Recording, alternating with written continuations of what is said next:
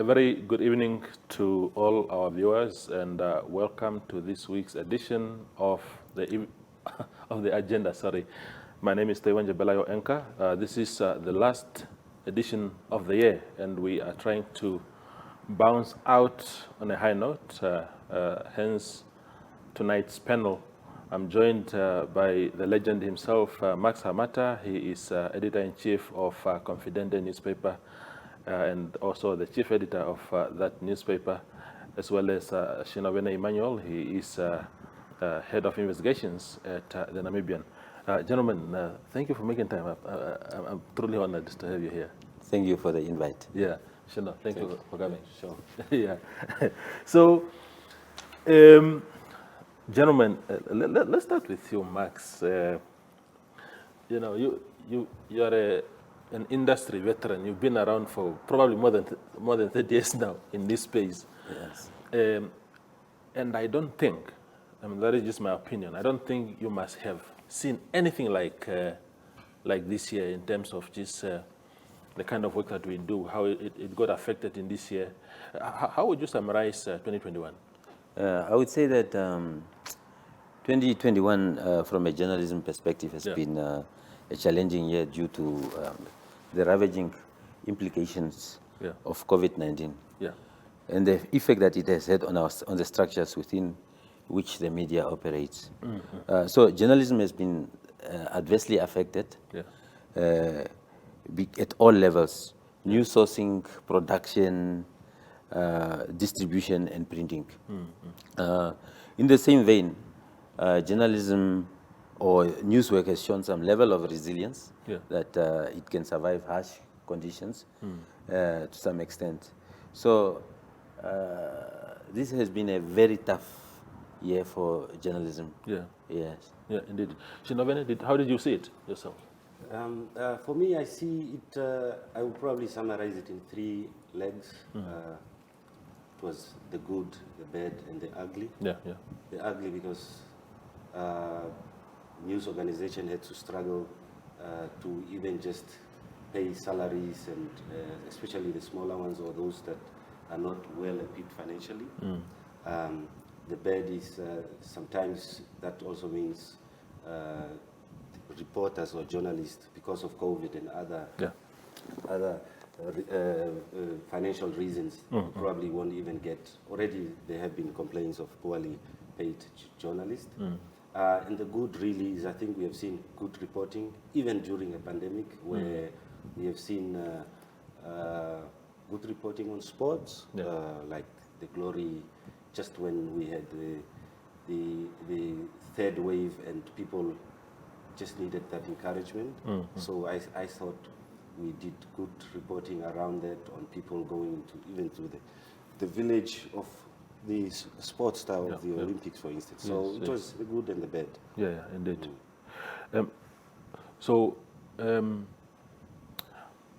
Max, before you go to the ugly side of 2021, give me a sense of. I mean, you're an industry veteran, like I said earlier, and I'm just curious as to whether you have seen an evolution of journalism over the years. Has journalism gotten better, or has it gotten worse compared to the days when you guys were just, when you were at the peak as reporters? Yeah, I think journalism has, there were serious negative interventions, especially with social media. Social media it marked serious journalism with fake news. Because you don't have ownership over fake news. You don't have ownership over social media.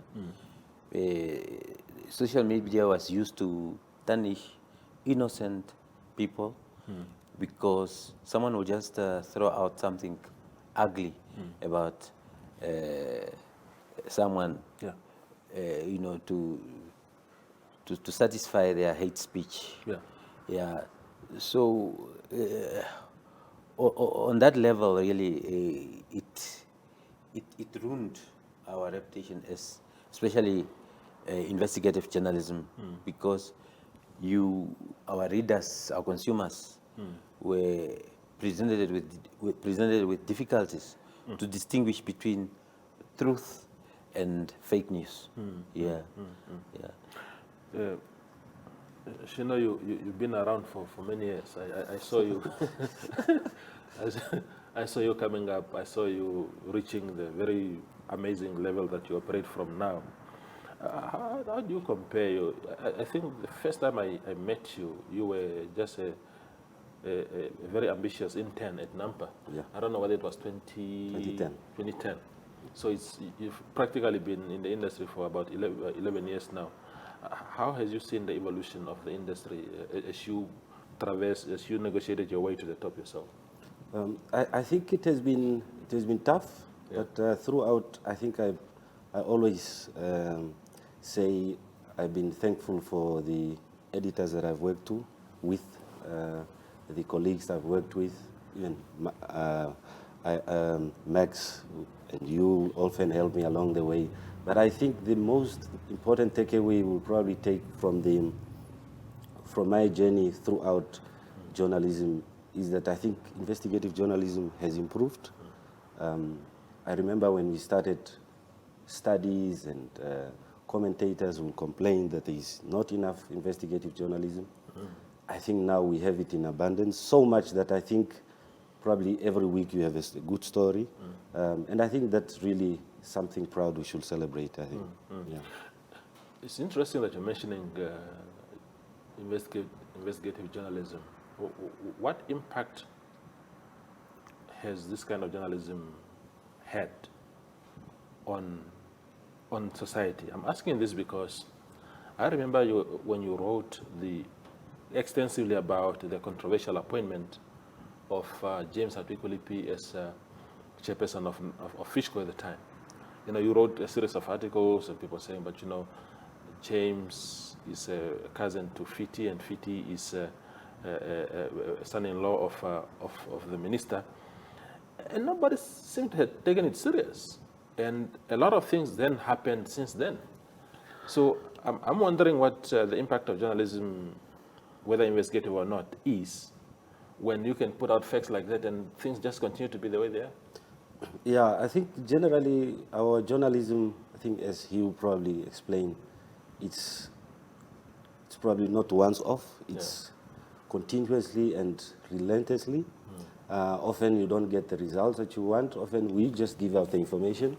But I remember even, I think 2018, you had texted me one morning, we wrote a story about Fishco, Esau giving quotas to Fishco for 15 years. And at the time, we really knew that something is wrong. And you were saying, you told me, actually, what is wrong? In fact, it's a good thing that the state entity is getting quotas. And I had to explain. I think I probably still have the SMS, the WhatsApp, and I had to explain that there is something wrong, but I can't decide now that you have to decide that it's wrong. But often it's relentless work, and sometimes it also includes people are often not in the limelight. I remember even the fish rod story. He wrote some of it, I think, in the early days, involving Sam Ergi. They wrote, Confidente wrote some stories about how they were fighting, but often the signs are those ones, where people are fighting. Often the newspapers and news organizations often get a bit of it, a bit of that. But in the long run, investigative journalism then gets an impact. Yes. Yeah, I remember texting you. I didn't comprehend the gravity of this whole thing, because my idea was to say, because I'm a huge proponent of state capitalism. I have my reasons for that, and I like the Chinese model, for example, where the state dominates industries. And my perception at the time was that if the state is getting now involved more into fishing, that maybe it was good for the state. But little did I know that there were actually bigger things going on. Max, journalism, the impact that we're talking about here, and you've lived that for the better part of your life. When you write, and you have you have exposed so many things. You and I worked together. You were my first editor, as a matter of fact. And I remember, for example, when we wrote the water bills at the municipality, 2008, 2009, that people only started running around since the story came out, and that was impact. But often than not, that doesn't happen. Yes. What's the question? So the question is it, where do we draw the energy to continue doing what we are doing, even when we don't see us being met halfway by those that are supposed to meet us halfway, when we expose some of these things? Yeah, I would say your best story is just as good as your last story. Yeah. So the energy in investigative journalism, and I see it in Shinovene's work, and also yours, is that you are always driven by the passion. Yeah.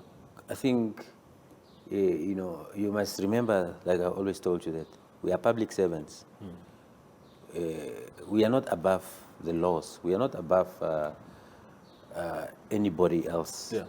So the uppermost consideration in doing investigations is to serve the public, is to ensure that the public's resources are well distributed, they are fairly distributed. In the instance of fish rot, for instance, it's not just because you want to be a hero for your sake. It's not an issue of self-egoism.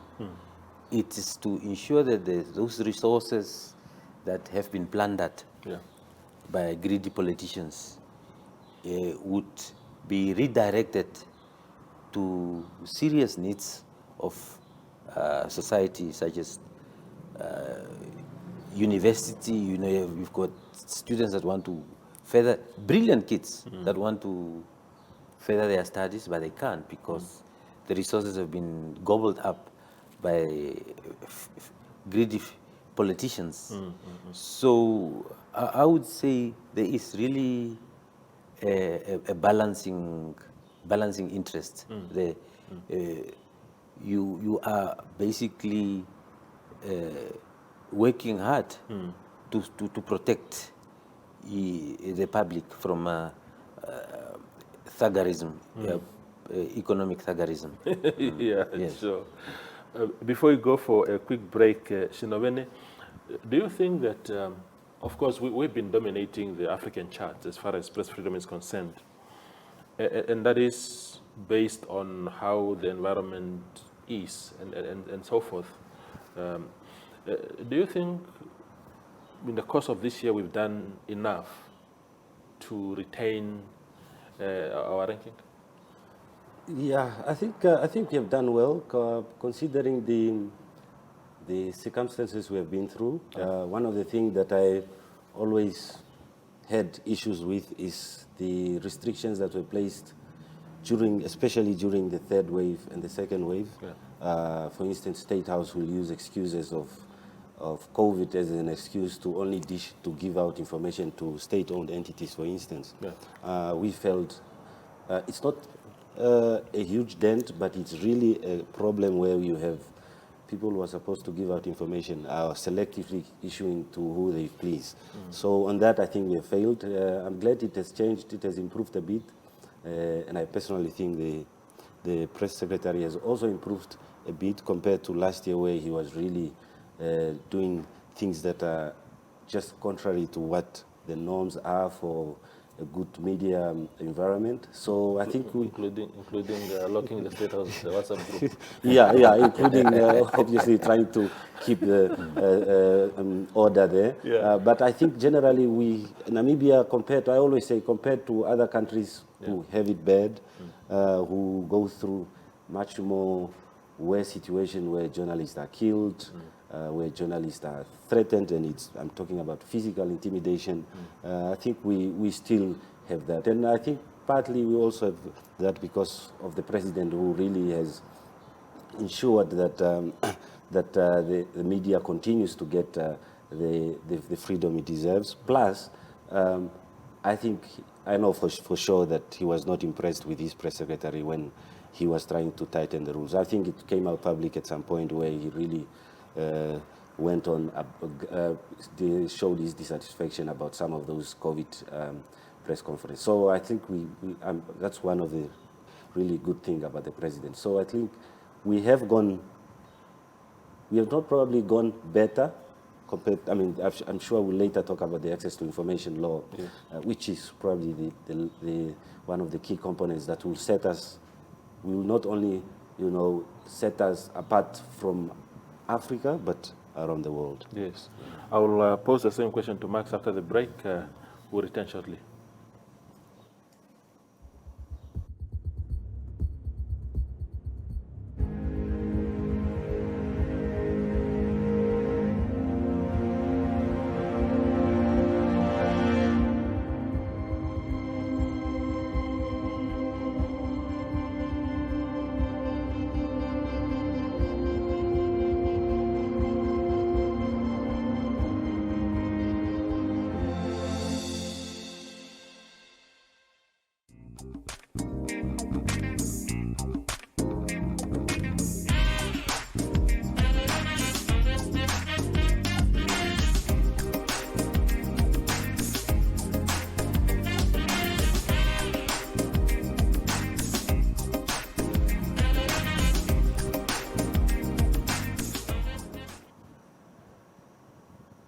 We continue our conversation with Shinovene and Max.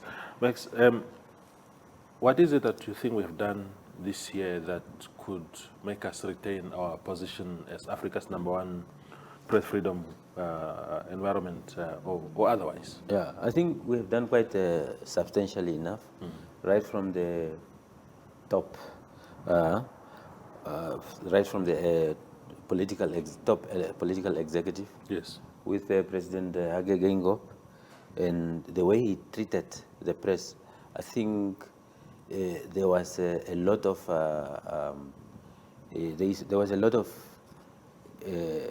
unanimity, yeah, in keeping Namibia as one of the freest country in the world, if not in Africa, if not in the world at large. One example, I would say, we have excelled well, yeah, as a free country is the way we opened up the courts to even do live streaming during the controversial fish rot case. I mean, it's the courts realized that this is an issue, is a case of public interest, even though some lawyers wanted to protect their clients from public scrutiny by insisting that the courts be held in camera. That was overruled. It really counts in our favor in opening up the courts. Another aspect, I think, that we will augment and strengthen that position, or even improve that position as one of the freest country in the world in terms of media freedom, yeah, is the information bill, which is currently on the cards. Once that information bill is passed into legislation, into law, yeah, investigative journalism become easier, because every public official will then be compelled to reveal or to open up their files, especially when it is an issue that is in the public interest. Yeah. Indeed. Yeah, we'll talk about access to information in a minute, but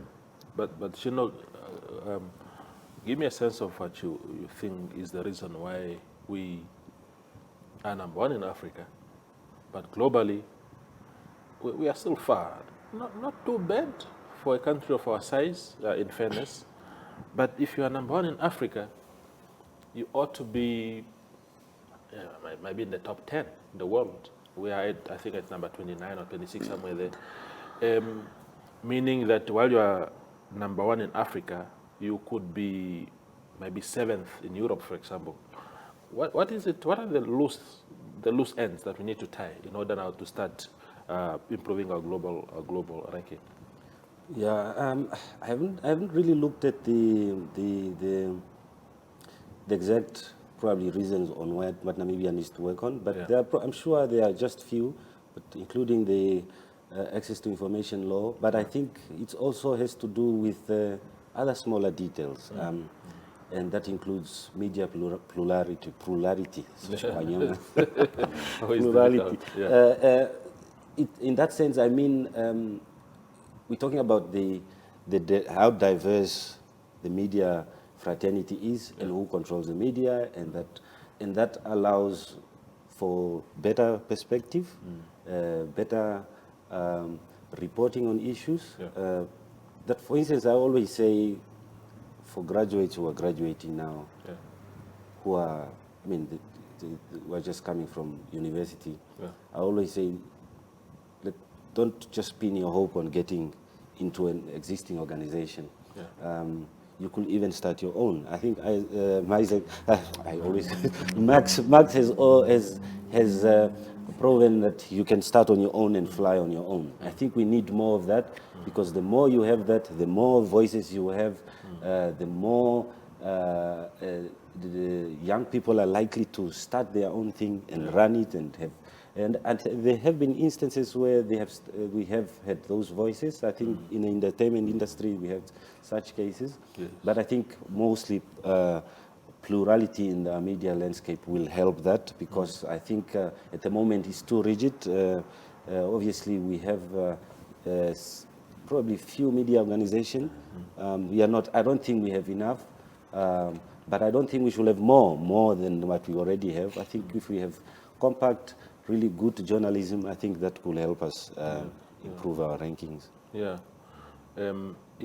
I think in starting your own initiatives, I think you have a good point there, especially now that you no longer just need to, if it's a publication, it doesn't need to be a physical publication. You can come up with something online.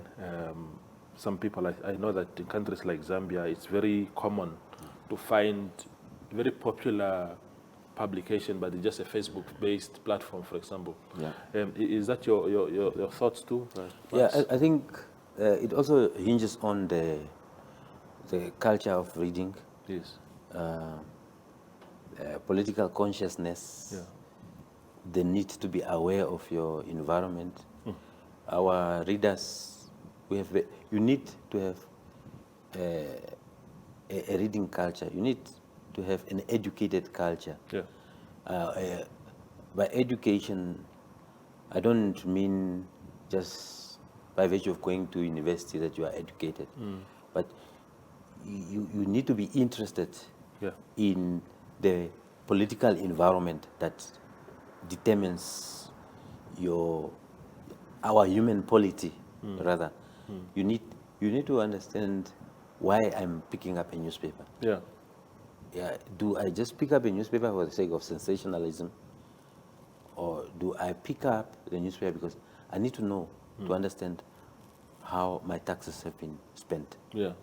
Just as an example. It's a good point, Max, because even in the newsrooms these days, I remember when I worked for you at Confidente many years ago, you made me an all-rounder reporter. Partly because I suppose the capacity was not enough in the newsroom, but it benefited me greatly to venture into different beats. Today in the newsroom, you have people who say, no, politics is not my thing. A journalist, politics should be something for everyone, as a matter of fact, because you just spoke about how my tax is spent. How can you not know who is your constituency candidate for councillor, for example, because you're not interested? Or who is messing up things at the city of Vindu because you're now paying, or you are paying high water bills, or your taxi fare has gone up, and you don't even know who is responsible for that. I think it's irresponsible. Sorry for interjecting, but I thought it was a good observation. But let's talk about access to information. Yeah. You briefly touched on it and how it would open up space really for transparency and stuff like that. Is it long overdue? Access to information is highly long overdue. I want to outline certain aspects that are affecting freedom of speech. Let me break it down into a very layperson's language. Yes.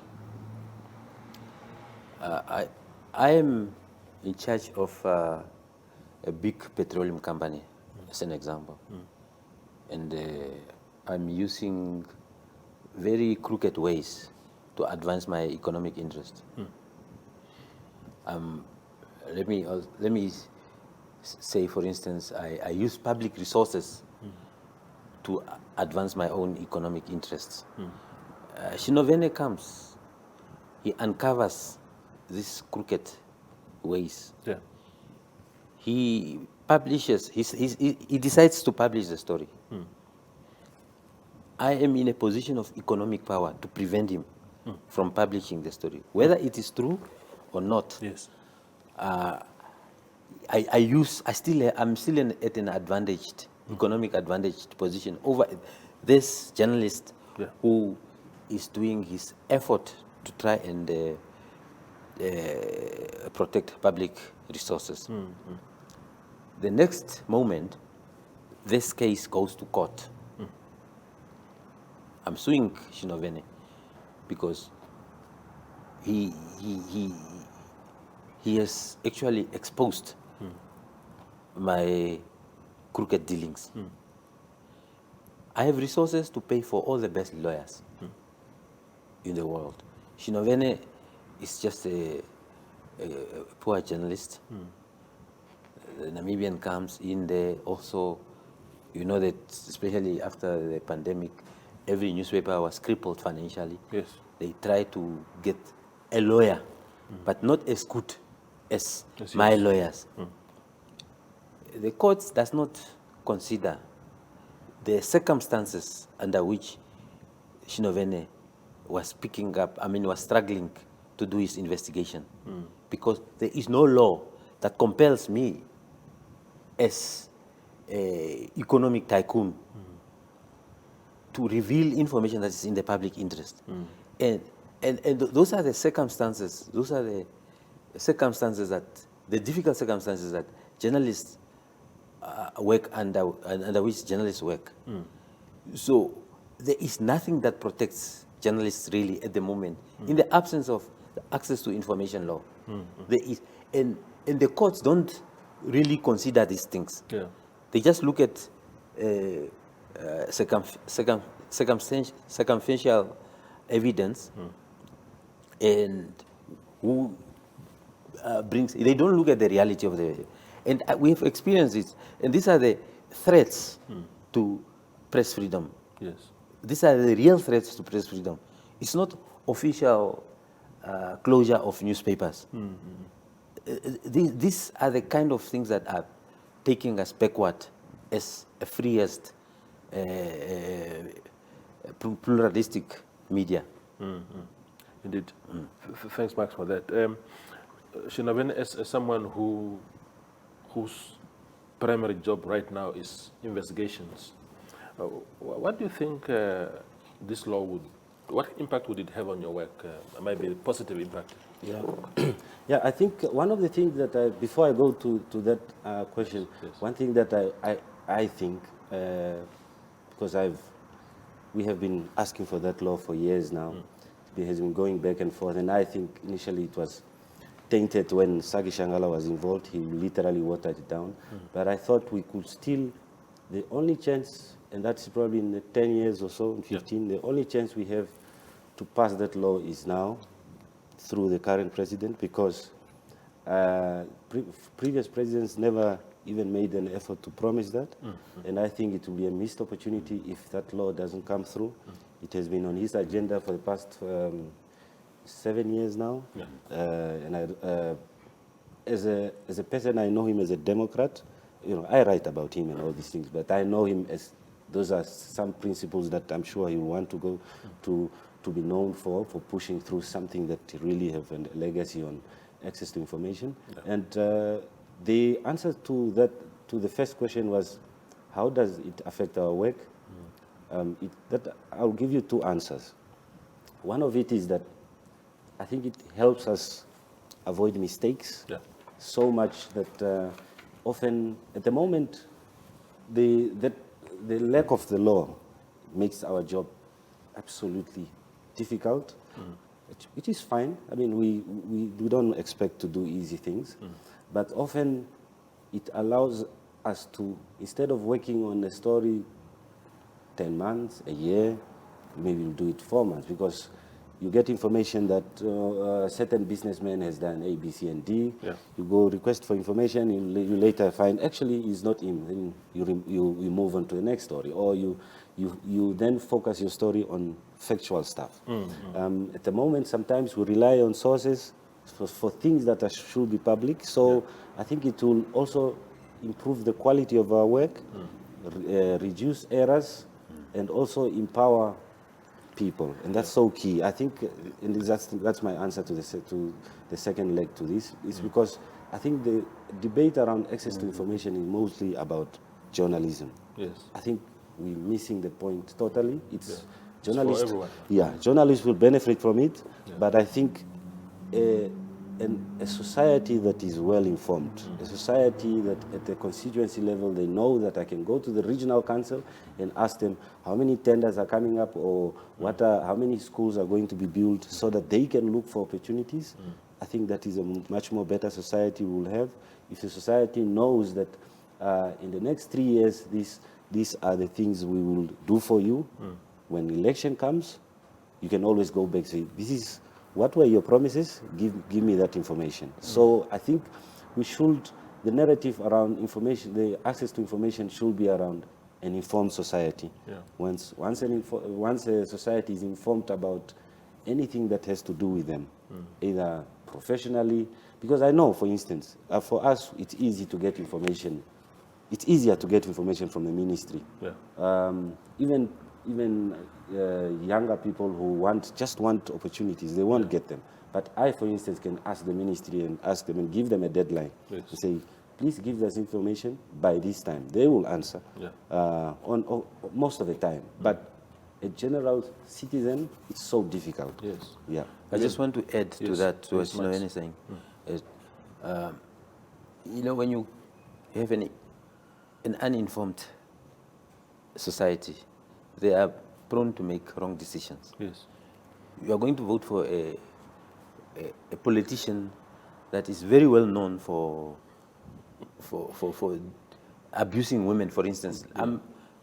Mr. A he wants to become the Minister of Gender Affairs. Yeah. But right in his house, he disregards anything that has moral guidance in protecting his own family.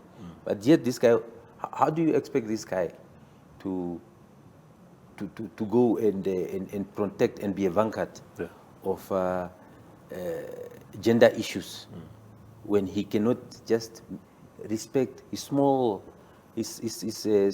household? Yeah. So the law is not just good for journalism. Yes. It helps us. It enables society to make informed decisions. It takes us out of darkness. Yeah. Yeah, that's in a nutshell what I wanted to say. Yeah, no, wonderful. I mean, we know, for example, that even students, doing research or doing their dissertations, and they just need official information on something. Yeah. Right now, there's nothing that compels any public official to reveal that information to that person. So it's good that we are mentioning that it's a law that will go beyond just the confines of journalism.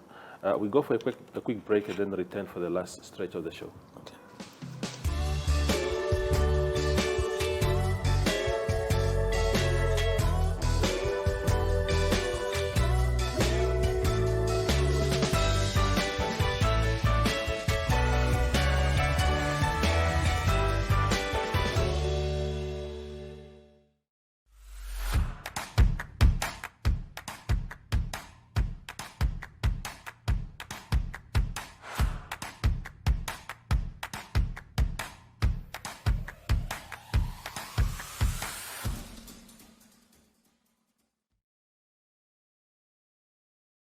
Strike it gold and win 5,000 Namibian dollars in cash with Neo Paints. Simply buy Neo Paints products from the selected range and stand a chance to get one of 12 mystery buckets filled with gold paint. All 12 winners will each get 3 extra paint buckets equal to their purchase. One to replace the gold paint, the second to use on your project, and the third to give to a charity of their choice. One winner can score another 10,000 Namibian dollars by showing us your creative use of the golden paint. The best project wins the cash. Offer is valid from 27 September to 18 December at your favorite hardware store nationwide. Visit us at neopaints.com for more competition details and follow us on Facebook for weekly competition updates. Neo Paints, a coat of excellence. We continue. So, again, Max, in terms of business, you're a journalist, but you're a businessman. How has COVID-19 affected the commercial side of journalism? I'm asking this also because I will not be forgiven by my viewers if I do not put this question to you. There's a public statement that we saw from a local union talking about your specific institution. And I don't know whether whatever is alleged in that statement is an outcome of the adverse effects of COVID-19. If you can give us a bit of context as to how you've been affected personally. Yeah, no, you are right. Yeah, I think it's a very, I was looking forward to that question. Yeah. Because it's a question that is circulating in the social media. Yeah. Like I said, sometimes fake news. Yes. It's ghostwriters. They can just throw anything into the air, Yeah. and you can't catch them. Yeah. Yeah, it got no ownership. Yeah. First and foremost, let me acknowledge that COVID-19 has severely affected our revenue streams. Yes. But I must also add, I must hasten to say that our publication, amongst many other established media organizations, was the only publication that has never retrenched anyone. I made a lot of sacrifices. I had to sell some of my property in order to keep going. I defaulted on some of my bond repayments for the sake of keeping our organization intact. Yes.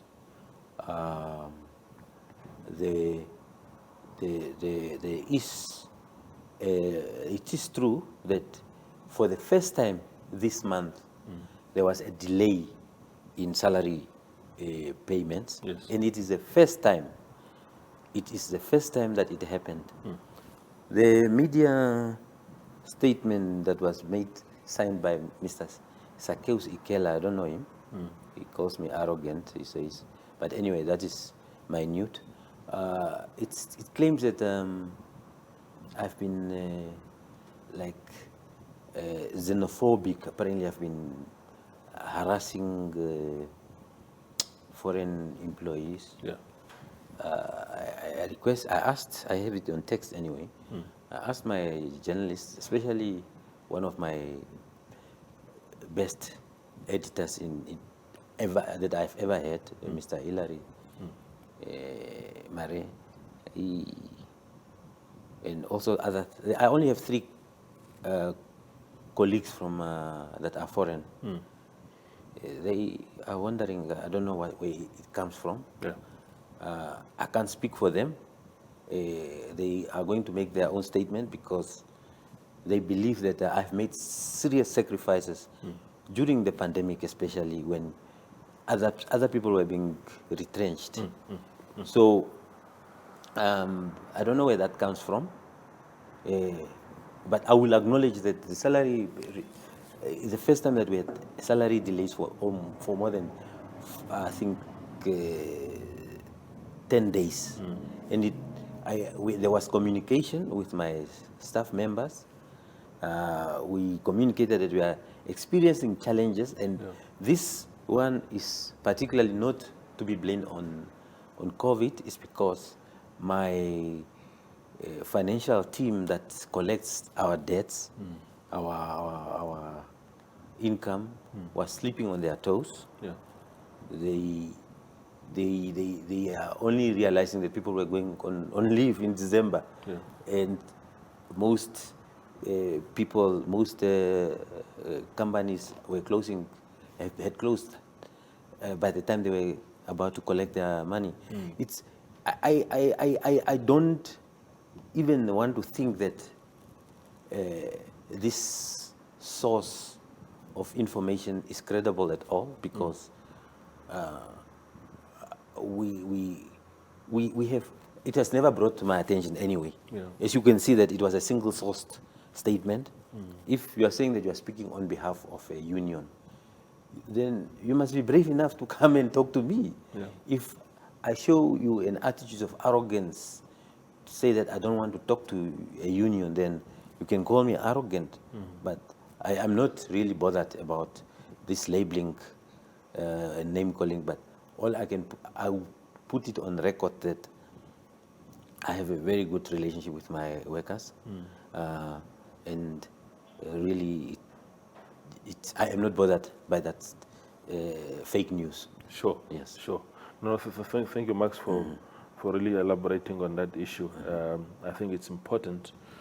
I'm surprised, obviously, that you say that you were not engaged for your side of the story, because I think it's a basic principle. It allays some of the conceptions. But Shinovene, do you think then also that I know that you are not running the business, but you, at your level now, you also understand that journalism is also about it's a business. I was co-champion of the 2021 World Press Freedom Day, and one of the recurring themes at that conference, that was the global event that was held here in Windhoek, is media sustainability, viability, to say, while we are refining journalism as an art, how do we then make sure that the business side of things is also, because it's very important. The journalism will die if the business itself is dead. Do you think that the Namibian media landscape is congested? Do we have enough for everybody? Yeah, it's a good question. I've quite the past 3-4 years I've been involved in the business side of journalism as well. 4 years. Is it too few? I think it depends on the models that every media organization will use. There are those, I think, that have been in the industry for years, that it's easy to get ads and easy to fund your journalism. But I really understand if there are many that are struggling. I mean, we were struggling as well. I think probably one day, I mean, my editor will probably explain that we were literally living on the edge. In terms of sustainability, I think it often calls for some form of agility on how you would manage your business, in a sense that for us, for instance, especially on our investigations, we try our best to fund our journalism through asking for grants. That means that is really what is lacking in Namibia. For instance, we have a lot of foundations. They don't fund journalism, which is really a lifeblood of democracy. For instance, if, let's say, an organization is interested in covering environment, they could go to Confidente and say, okay, guys, we have 15,000. Can you cover this issue that we feel is not covered properly, or health? I think that's the side we should look for as a sustainable model, but that would require a society that appreciates and gives to journalism. In South Africa, for instance, Amabungane and other media organizations, investigation organizations, they rely on people to fund their journalism. Like everyone can dedicate just $10 every month. $10 for 100 people could even sustain a salary of 1 or 2 people, or just to pay a freelancer to produce content. So we should look sustainability in that, but that will require a lot of change of mindset from society, because then if society only watches and looks as the news organization fall over, it will be really dangerous for democracy, because it's their organization. I always say, even now, the Namibian or the Namibian Sun or from Confidente might not report what you like. Yes. But one day there is a point where you'll be the victim, or you'll be the one wanting something to be exposed, but you can't. Or you went to a hospital and all of a sudden you are the victim of a bad health system, and all of a sudden you want a media house to report on it. So I always have that. I think we should probably try and tweak our models. It's easier said than done from my side, but we, for instance, at our unit, we try and apply for grants to fund our work. But they are short term, maybe they go 6 months, 12 months, but they get us going, and we then get good reporters like the Tilenis, the Sonias, and the Timos to keep us going. Max, how do we prepare as an industry for the next pandemic? It can be anything. It can be an economic pandemic. What have we learned from COVID-19 in terms of diversifying the revenue streams of our organizations and whatnot? Yeah, I think really I want to, before I get to your question,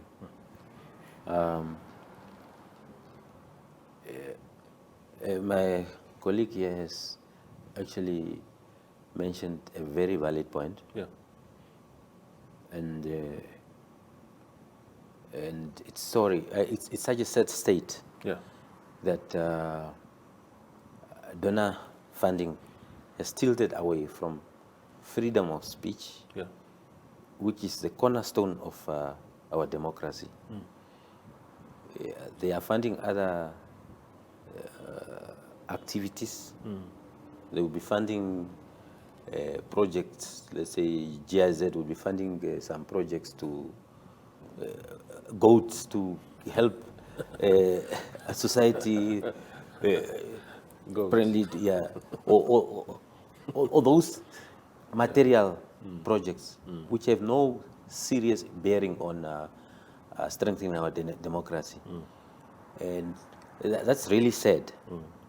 I think we need to conscientize the donor community that without democratic institutions functioning well, we are likely to deny ourselves of a very healthy democratic state. So those are really aspects that the donor community need to reconsider. They need to reconsider their priorities in dispersing their funds. Yeah. So to come back to your question, the pandemic has taught us a lesson. Because we were unable to really prepare ourselves in the previous. We didn't know what this pandemic was going to. We didn't expect that there was going to be a lockdown for more than a year. So just your newspaper sales alone is becomes seriously depleted. Let alone your advertising revenue stream. Because if you can't have your readers access to your newspaper, then who would be wanting to advertise in your newspaper? Yes. We have to rethink. And I think also another important aspect that we forgot to mention is that government was giving bailouts to other institutions. We applied, for instance, for COVID relief from Social Security. They declined it. We applied for COVID relief from the banks. They declined to give us that. Yeah. So we are so much discriminated because we don't have a single voice as media owners. You know, especially us that operate as small entities. You see, your reliance is basically on advertising and newspaper sales. You don't have other revenue streams. Yeah. No, I understand. Yes. Yeah, I mean, look, I've operated at this level for many years now, and I perfectly understand the difficulty that we have Yes. as an industry, because the industry is already so small, let alone the individual entities within it. The industry as a whole is also very, very small, and our economy is also on a very narrow base. Yeah. So to expect MTC to place an advert in all the newspapers is practically impossible. That will also be unfair of us as an industry to expect that. So I hope and pray, obviously, that we, as time goes, that we find, like Shinovene said, it's easier said than done. But at some point, we must be in a position to then diversify. The last question to you, Shino, what was your sort of wow story of the year? What is that story that opened your mouth as you read it?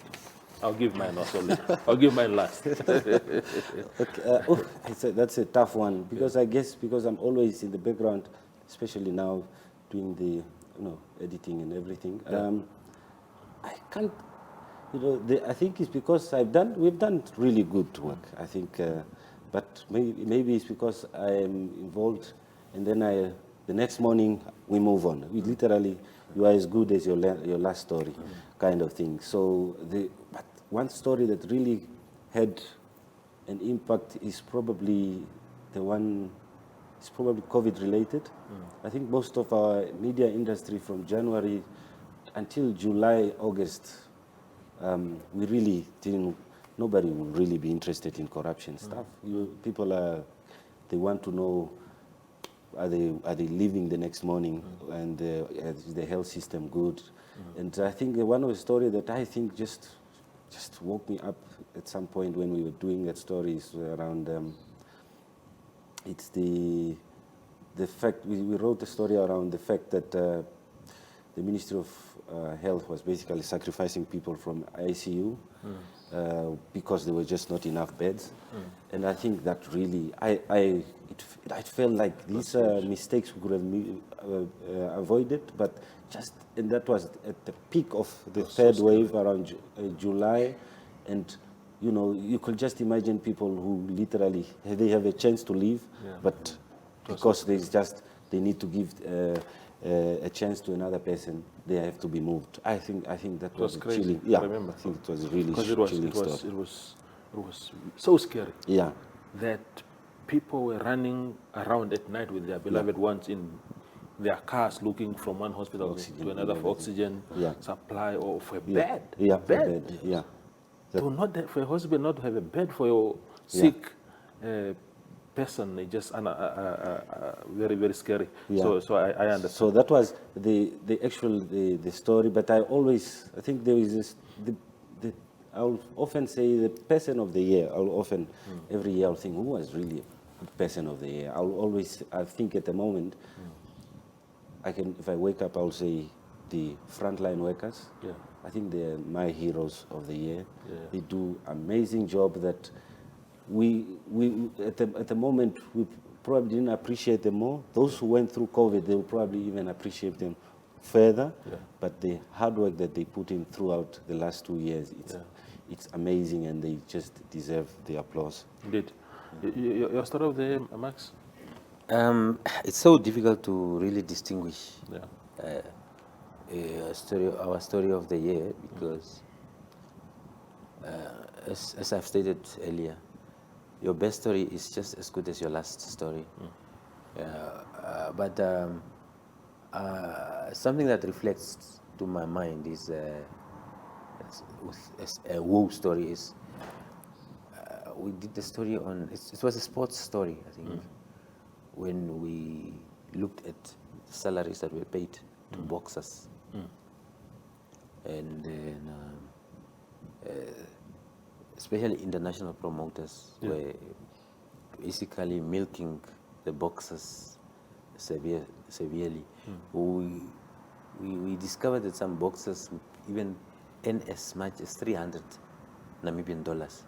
But just imagine when you're in the ring, you're enduring all those punches. Yeah, that was one. And then another story was to discover, was a story that my sports writer did to discover Masilingi, who the person that discovered Masilingi and our other So we went to I sent my journalist to Kavango, to the Kavango area, go and talk to this guy who discovered Masilingi as a good athlete.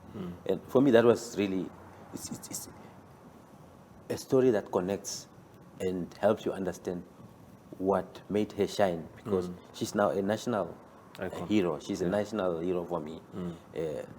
And it was important to trace her roots. Yeah, indeed. No. I think very, very good stories. For me, unsolicited, I think these fish rod bill applications, they brought to the fore just how rotten this whole scheme was. That people, without an iota of conscience, just to do the things that they did, and that to the extent that they did it, that was so scary for me. You listen to those testimonies, and you have chills, saying to yourself, how can a country, how can people entrusted with, as being custodians of our resources, really stoop to that level? I mean, corruption is corruption. It will always be there. But the gravity of this particular one is so scary.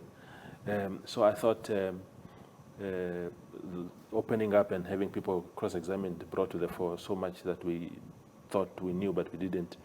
On that end, gentlemen, I can only wish you the best of luck for 2022. Let's continue as colleagues, as industry colleagues, let's continue the good fight. You have summed it up nicely, Max, when you say that we have an obligation towards the people. We are servants of the people.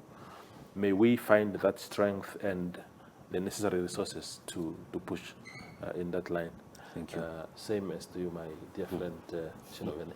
Thank you. Thanks. Yeah, that was the agenda, the last edition of the show for the year.